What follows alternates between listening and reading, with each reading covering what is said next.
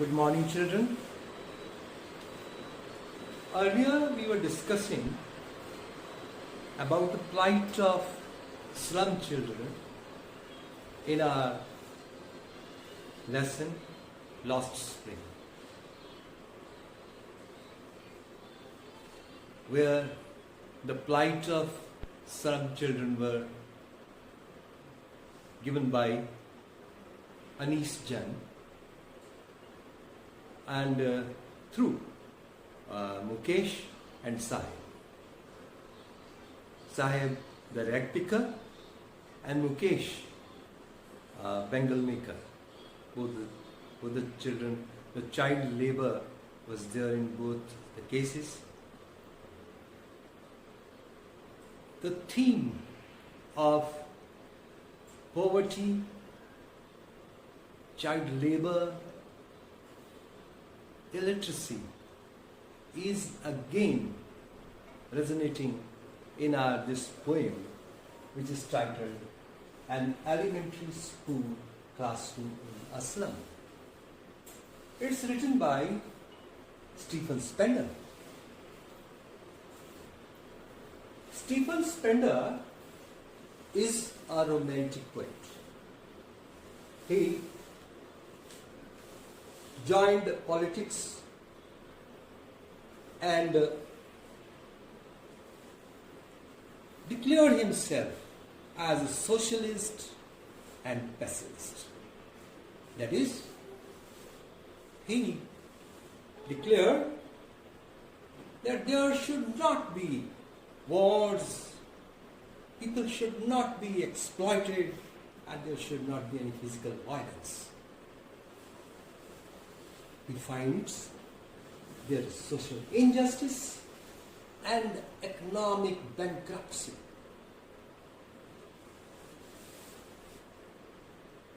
He highlights the harsh realities of the slum children, their living conditions, and says that this gulf which is increasing, the gulf between the haves and the have-nots, which is increasing at an unimaginable pace, which should be abridged. And who are the responsible persons? Politicians, bureaucrats. But the sad state of affairs is that they don't think that slums ever exist. In their maps,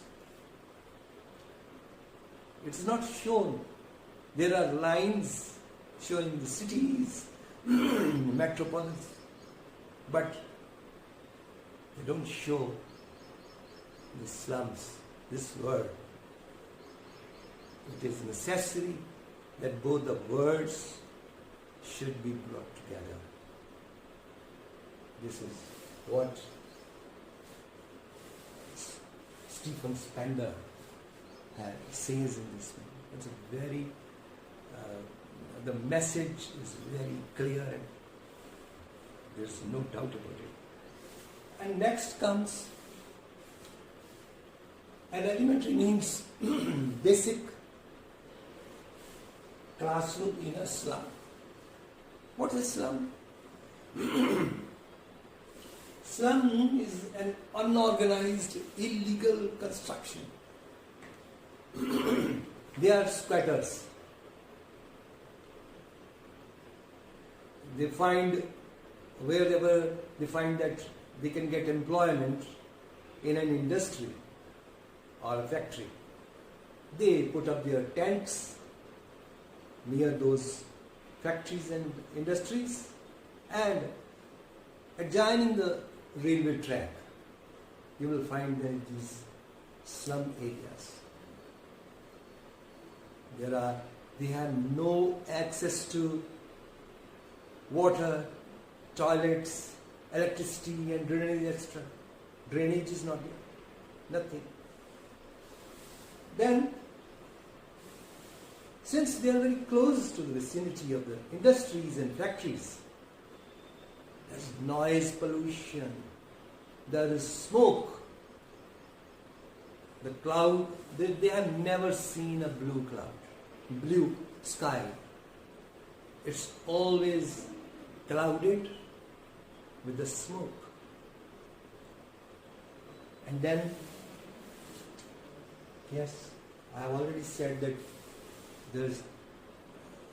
these people are victims of government apathy, government's apathy. Next, they are just vote banks for them and nothing else. Only Russian cards and given the identity is only the Russian cards, so that they can, and they are happy to have them because it gives them food security. Next is no stable houses. They are made of tin and tarpaulin, and these are blown away by storms. And if the storm is not there, then the civic authorities come to evict them. Always fear of being evicted.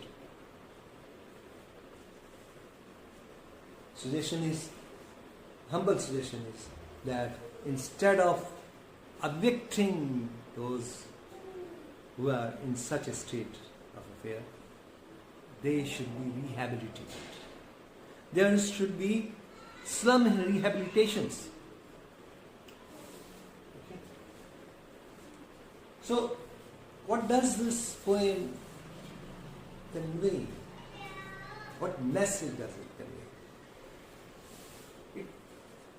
The poet appeals to the educated and affluent section of the society to improve the plight of their brethren.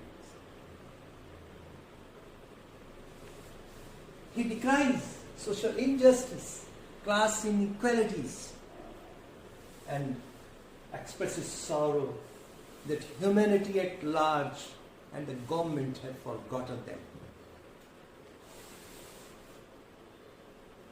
There is a bitter criticism of the condition of the education system. The children are mainly attracted due to midday meal, but there are no toilets, no blackboards, no sitting arrangement, cleanliness is not there. Stray dogs, cats and rats, all these things are roaming about there. And it calls for holistic approach towards education. The education is not the prerogative of the rich children. Everybody must get education to improve their lot.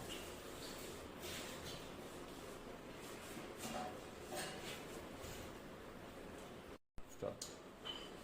Now we turn to the main poem. Far, far from gusty waves these children faces. Far, far. The word far, second time again far, means very far. Gusty waves, strong winds of the sea. These children faces. These children have never faced.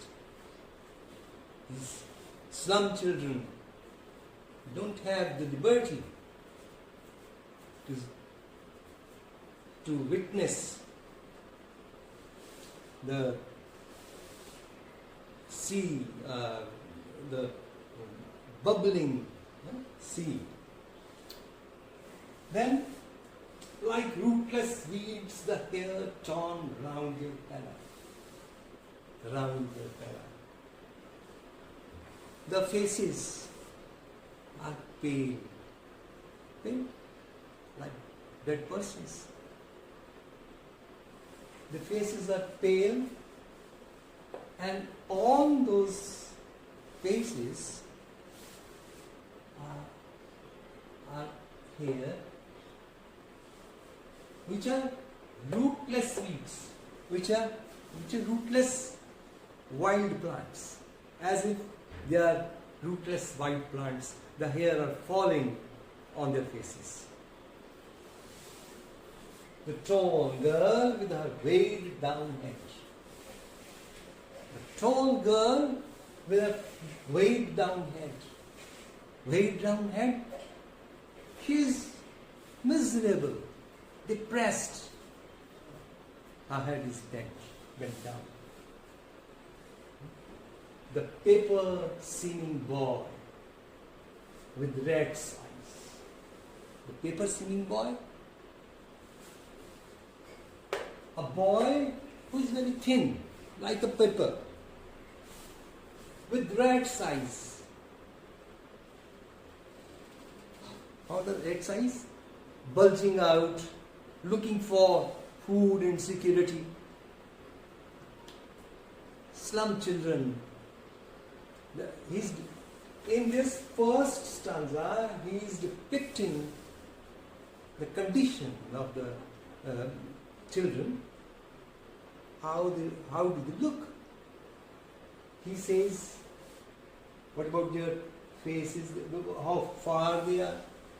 Then they are pale looking, and their hair are falling down as if they are rootless wild plants.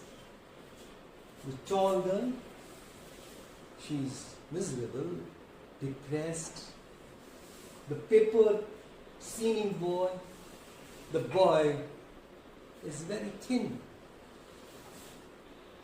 reciting a father's gnarled disease. He has inherited the stunted unlucky hair, the stunted unlucky hair of twisted bones, reciting a father's gnarled disease. He has inherited all the diseases, rheumatism, gout, rickety, all those problems, diseases, he has inherited. And reciting the father's gnarled disease. He is not reciting his lesson. He is reciting, he is enumerating his father's illness. Then, at back of the gym class, one unnoticed, sweet and young. The poet sees at the back of a very dark and dim room a young, sweet boy. His eyes live in a dream. He's dreaming. What? A school's game in tree room other than this. His room is somewhere else. Outdoor games, outdoor activities. And what are those activities? He's playing with the squirrel. The squirrel's hollow nest in a tree. Here, in tree room means tree is a green. A tree signifies greenery. The child dreams a place which is all green and playful, not like this, but drab, dark, dull atmosphere is there. This has been particularly again emphasized on sour cream walls. Sour cream walls means unpleasant odor is coming out of them. creamy, off-white walls are there. Donations, Shakespeare's head, cloudless at dawn, civilized dome, riding on cities. These rich people have given them donations. What type of donations have been given? Shakespeare's head, which has no relevance for them. He was a great figure, but they don't know even the elementary basic things of life. Cloudless at dawn, the pictures which are hanging on the wall show it's a contrast. Cloudless at dawn, clear skies here, civilized dome riding all cities. Beautiful high rising buildings are there, domes are there. Belled, flowery Tyrol's Valley. Tyrolese Valley. Now, Tyrolese Valley is a place which is full of flowers, fragrance, sweet fragrance, and belled. The church is there, it's ringing bells, all these things are there. But the children are not aware of all these things. Open-handed map. Well, avoiding the world, its word. Open-handed map. They see the map is there, but it has no significance for them. What's the map? It's for the rich and the affluent people, the conquerors, the dictators, who have made and reshaped these maps. It has no significance for a slum child. And yet, for those children, these windows, not this map, their world. What is their world? It's not beyond their windows. They haven't seen any life, beautiful life outside the slum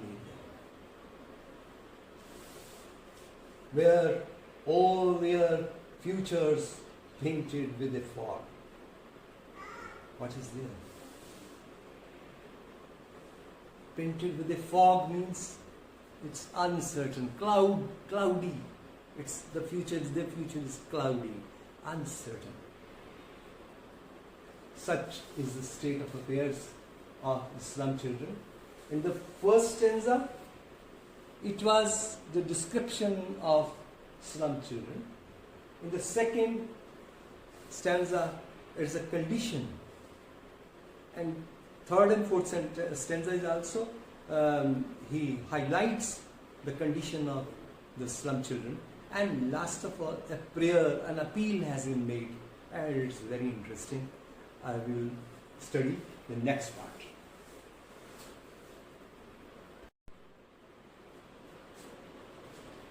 Now, a narrow street sealed in with a red sky. A narrow street sealed in with a lead sky. Lead sky, poisonous gases are there.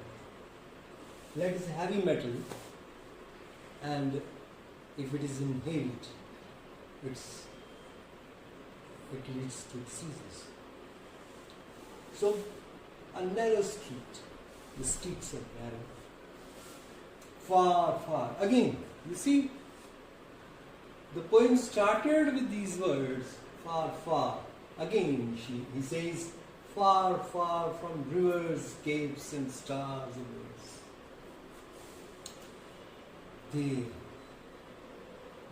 They haven't seen the beauty of the rivers, the caves, and the stars. It's beyond them. Next stanza. Surely Shakespeare is wicked, the map a bad example. The narrations given by rich people are of no use to these slum children. What is Shakespeare to them? It appears to them as if it is mocking at them. It appears wicked. The map, a bad example. The map again has no significance for them. I've already explained. Map is for the conquerors and the dictators who make and reshape the maps. The slum child has nothing to do with it. It must be made its significance. We are living in a nation bounded by boundary. We have boundary. In that way we have to explain them, we have to show them. With ships and sun and love tempting them to steal. On the other hand, what's happening is that the beauty of ships, sun and love, which is shown to them, makes them, entices them, tempts them to steal.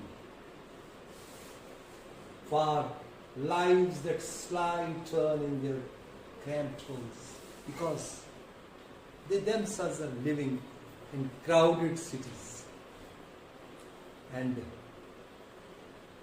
crowded homes. From far to the endless night. And what is happening? Endless nights. Only the death will redeem them.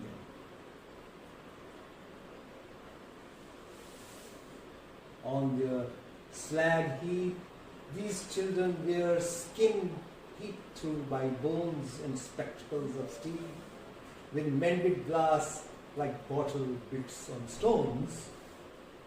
What's happening? On their slag heap, they are playing on the heap of waste that has been put there by the industries, factories. That waste is there, and they are playing there. These children do not know what type of hazards can be there to their skin, to their lives. Where skin peeped through by bones, whatever they are wearing, it shows the bones are protruding through their skin, they're coming out.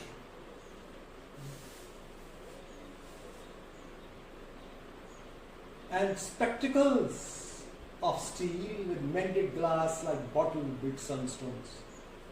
They are wearing spectacles of steel. But the glass, it's broken, shattered. It appears that as if the glass has been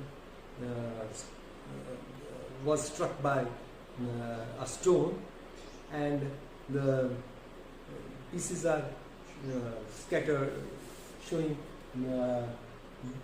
those things. Broken, these are broken. All of their time and space are for this life. Their time and space is spent only in those crowded lanes with no future. So blot their maps with slums as big as Doom. As big as Doom. They are compelled to live in hell. And who is responsible? These rich people, their map, it's a blot on their maps.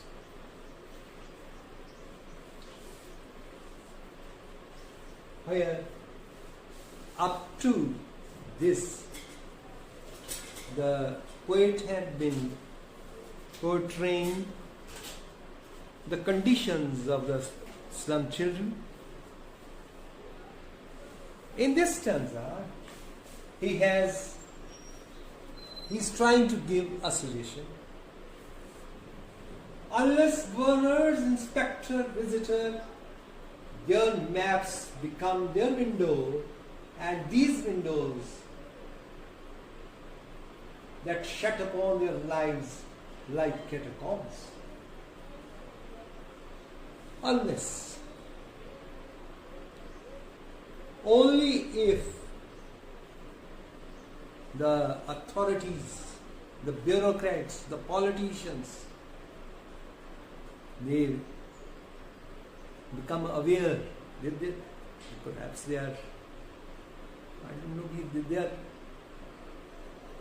showing that these slums don't exist at all. For them, these slums don't exist. They must come out and come face to face, see that they must admit that there are slums. First thing. It's not a vote bank only. They are humans. They are our brothers, sisters. We have to rehabilitate them. Their words and the word of the rich, it must coordinate, come together. That shut upon their lives like catacombs. Because so far they are unable to make progress, because as if they have been buried down in a grave, catacomb, under the ground they are, in a grave. They are unable to come out. What is there? Break, oh break, open till they break the tongue. Their bondages should be removed. Whatever, they should be allowed to progress. They should be given avenues. They should be helped. They should be given assistance. And show the children to green fields and make their word run azure on gold sands. And show the children the green fields. They must be shown that there is a world outside the slum and run azure on gold sands. The sky blue waves which are touching the sky and then meeting the gold sands. We should be allowed to see that spectacle. And let your tongues run naked into books, the white and green leaves open. They should be allowed to express themselves freely and clearly. Tongues here means they should be able to converse. They should be able to converse freely and frankly. Their voices must be heard. History, now this is a very important line. History theirs whose language is the sun. History can be created or made by those persons only who have the strength under the sun. So, children, this was poem, An Elementary School Classroom in a Slum, written by Stephen Spender. So, to sum it up in a few lines, that the condition of the slum children are very pathetic, and it needs to be addressed. Only the powers that be, they must come out and find some ways, rehabilitate them, because they too are our brothers and sisters. Their words and the word of the rich must come together, coordinate,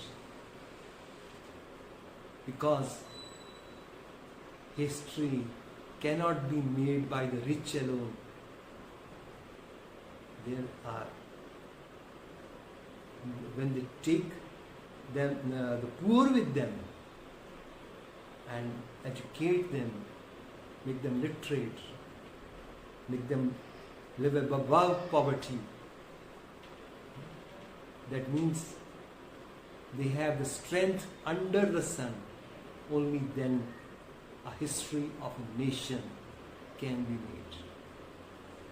Now, we will study the literary devices that are used in this poem. There is simile, there is metaphor, there is alliteration, there is repetition. All these literary devices have been used. We will see that in a moment.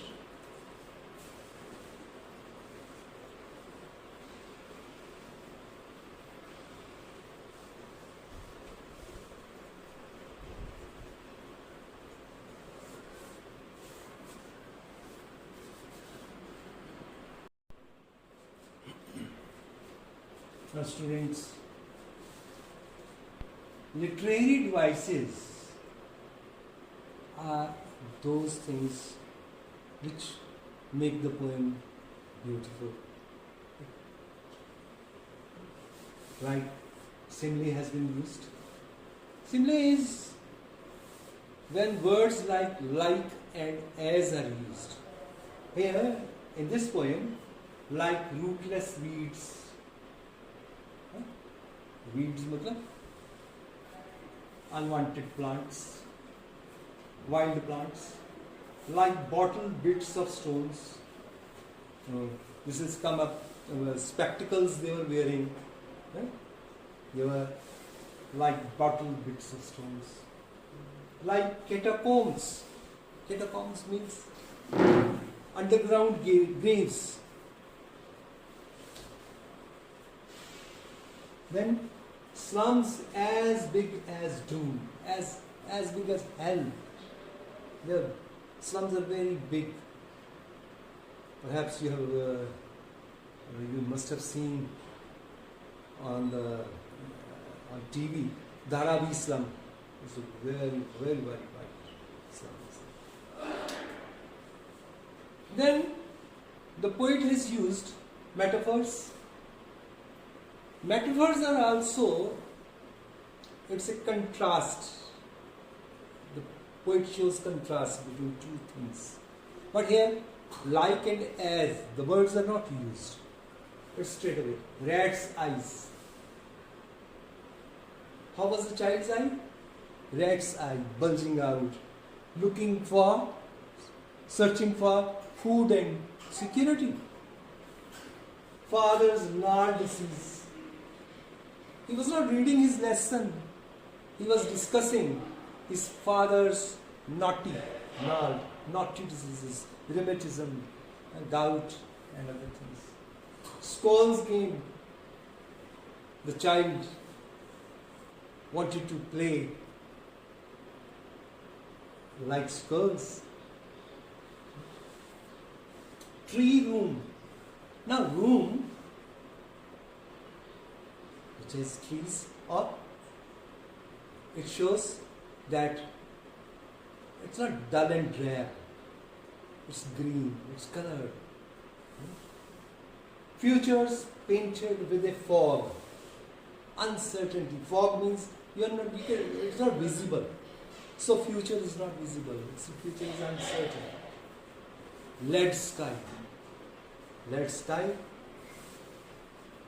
Here, it's the smoke is all around. It's the color of the sky is lead, like lead, and lead also signifies poisonous thing, metal which is poisonous. Spectacles of steel. Steel. So here also these are all metaphors. Then comes alliteration. The words which are spoken become the first letter of the words is the same. Spectacles, steel. Surely Shakespeare. This again is an alliteration. And repetition, far, far. You will find it far, far came in the beginning and somewhere in the middle also. Break or break. वो जो grave के अंदर catacomb के अंदर उनको दबाया गया है. Break or break. तो ये repetition ये यूज की गई है. So I'll send you an assignment on question and answers based on the discussion we have today, and then any doubt which you have, please come out and I'll be happy to explain. Thank you.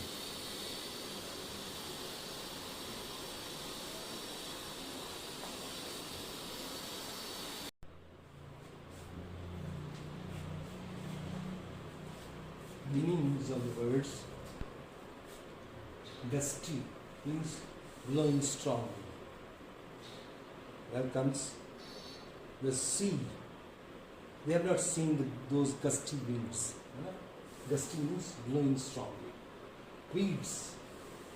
Weeds are useless wild plants. They are here to fall in like rootless weeds. Rootless, useless wild plants. Then pallor. Their faces were pale.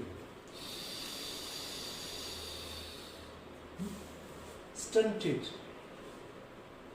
How is it growth? Stunted, undeveloped. Next, here, successor. Here they have inherited the disease of their parents. Rheumatism, gout, etc. Gnarled means knotty. Knotty, which has जो गांठें पड़ी होती हैं, knots लगी होती हैं, knot. Dim means not clear. These are the meanings of the first stanza. Next we will do the second stanza, meanings and words and meanings.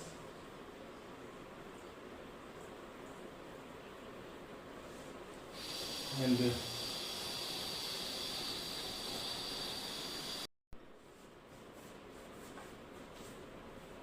so, sour means unpleasant. The walls were sour, creamy walls. Sour, unpleasant. Donations. What were the rich people were giving them donations? They were giving them things as gifts. Fog, thick mist. So fog here depicts uncertain future which is not visible to them. Capes, places of high land sticking out into the sea. They have never seen it. Surely means definitely, certainly. Wicked, not good or noble. Tempting, enticing. What is tempting and enticing? Ships, beautiful ships, the picture of beautiful ships, the sun, bright sun, warm, and love. Pictures of these things hanging in the wall, hanging on the wall, are tempting, they entice them to steal. Cramped, narrow. Their houses are cramped, narrow. Then bits means pieces. And peeped through, emerging. The bones were peeping through their skin. Blot. Blot means blemish. It's a blot on the rich people's maps which they have donated and which was hanging on the wall. It showed the maps made and created by the conquerors and dictators. It has nothing to do with the slum children. Then doom. They were living in a place like hell. They were doomed there. Next comes another.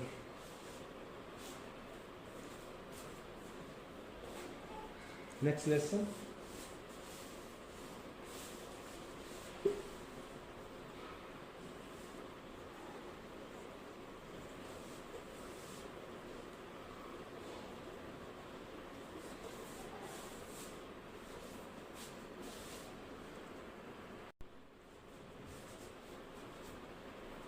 Now, the meanings of catacombs in geology. Catacombs means underground graves. Their lives are such as if they have been buried underground graves. Those obstacles have to be removed to make them progress. And azure means sky blue. They must see the sky blue waves meeting the gold sand. The two small questions arise. We will do some long and short answers as well. Long and short answers. But today we will just take two questions to get a hold of the whole thing. What do you think is the color of walls? The color of the walls, the poet says that it is sour and what does that mean? It means decaying, unpleasant. The color of the walls is sour. Next comes the question, what does the poet want for the children of the slums? He makes a clarion call. It's time that we should look to this word of the children, slum children, to be removed from their dirty surroundings. New and opening surroundings will provide ideal situation for their learning. They will then land in a world full of progress and prosperity. Only then we can land here. And there will be no social injustice. If a person is educated, he cannot be rooted out with injustice. Right? So, in nutshell,